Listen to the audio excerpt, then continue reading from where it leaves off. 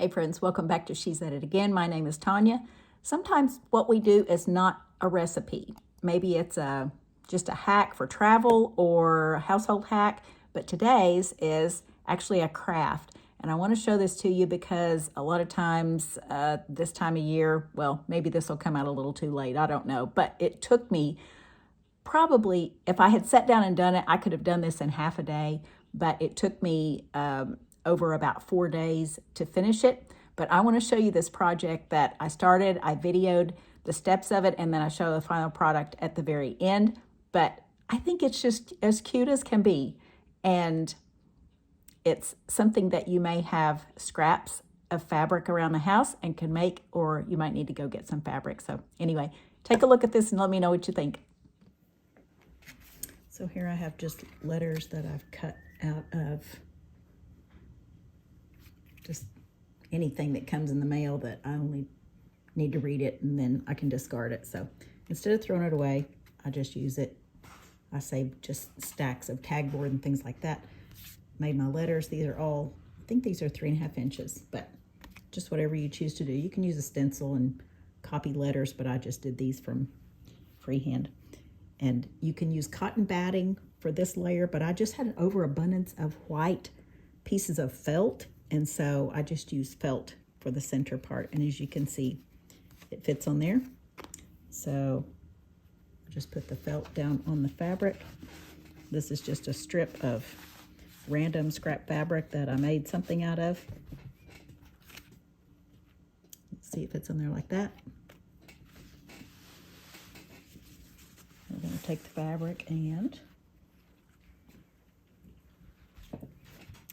fold it over, put it down, and these are my markers that I'm using. I got these at Hobby Lobby. I like them a lot. One has a super skinny line. I'm just using the one that has the largest diameter of line on it. This is going to be my actual sewing line where I make the stitch.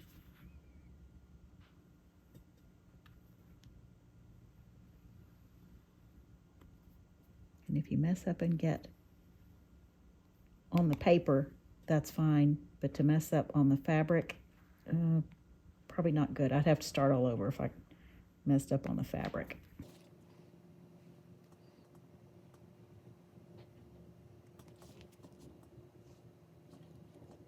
Keep looking at my camera, make sure you can see what I'm doing.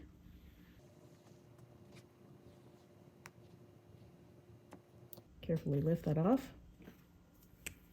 So we have our letter in there, and then I'll get a couple of straight pins, and I have some with the bigger tops like this. Let me dig it out of there. I have some of these, but I don't necessarily want to use those. I want something that sits flatter to the fabric. So I just pin it in a couple of areas. Instead of starting going down and then turning it, I start at an angle. That way it doesn't bunch up the fabric too much.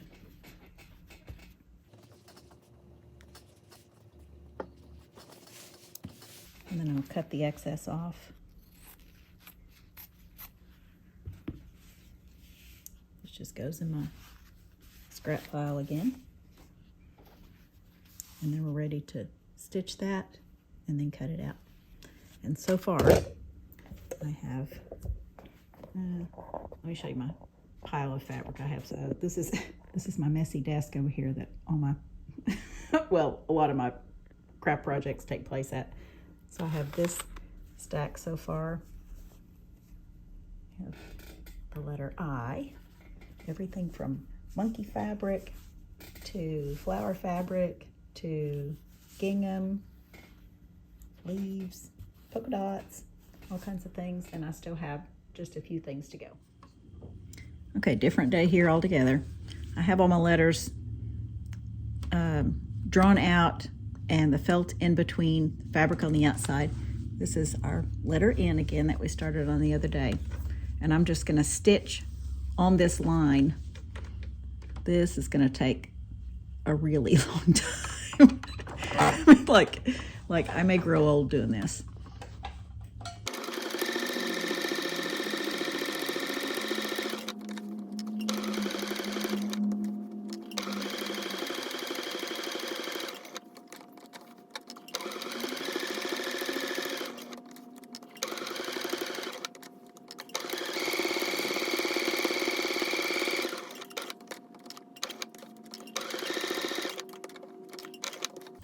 hard to see just when you land on the exact corner of it, so that's why I keep lifting the foot up just to see if I can do one more stitch and make it fit better.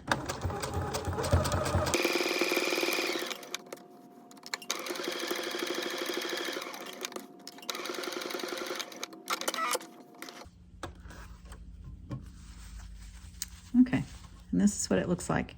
And then I can take the pins out at this point, and the fabric's not going anywhere. So hopefully you can see that. All right, I'll show you the next step in just a bit. Okay, so here's what our letter looks like. There's the back of it. And I have all the little loose ends cut off. These are called pinking shears, or as my husband used to misunderstand and think they were called plinking shears, but it's actually called pinking shears. And it kind of looks like alligator mouth or something like that. All right, so we're just gonna take these and just on the outside of our stitch, our line that we've stitched, we're gonna take and cut these. You can always trim off more, but you can't trim off less. So I'll stay a bit away from the line, and if I need to cut it closer, I can always come back and do that. I'm trying to look up at the camera and look down at my work to see if I'm doing it right, but I want to be able to show you clearly what I'm doing. So this is what the edge of it looks like. So we're going to go around this entire thing.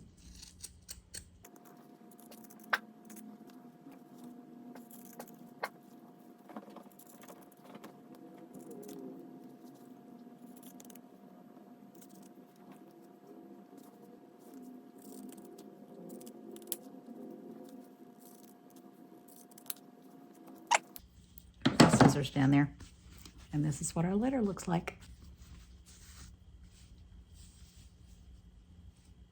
Pretty cool, huh? This would make a great, this is going to be a gift for a little girl, my grand neighbor across the street. And I have the whole alphabet, and then I have little tiny clothespins, and I have some cord for her to make a line with, and she can put them up in the order that they're supposed to be and learn her letters at the same time. So hopefully I can show you all of them when I get them finished. But this is, for right now, the letter N. Okay, so I finished the alphabet. That last part where I was making the seams on it with the sewing machine, that was so quick. I literally did that probably in less than an hour, which I am super slow about most everything, but it was so quick to do. I thought it was gonna take me forever. So I finished it. I want to show you the final product. And I'm so excited about this. I'm going to give this to my grand neighbor, Maddie. She lives across the street, and she may or may not be excited. It's an alphabet, but I have to make it look like something fun. So we've attached it to a piece of small cord or rope with some little tiny clothespins, not the teeny tiny baby ones, but just the medium-sized ones. Perfect for her hands. But I would think this would be a great baby gift. So I might make a few of these up in advance and maybe in the same color. But for these, Maddie got a different fabric for each letter. So anyway, hope you find this helpful. Maybe it's something you could make for someone that you know of that's either having a baby or some young child that's just learning their alphabet. I would think it'd be kind of fun for actually a kindergarten or first grade teacher. But anyway, I'm just guessing. But anyway, I'll give you a close-up of it in just a minute, but hope you've enjoyed it. Thanks for joining us. Bye.